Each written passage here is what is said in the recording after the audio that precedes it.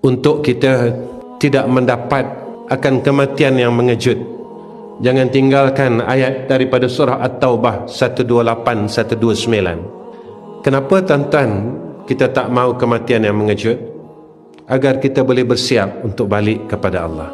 Apa ayatnya? At-Taubah 128, 129. Laqad ja'akum rasulun min anfusikum azizun alaihi ma anittum harisun alaikum bil mu'minina raufur rahim فإن تولوا فقل حسبي الله لا إله إلا هو عليه توكلت وهو رب العرش العظيم.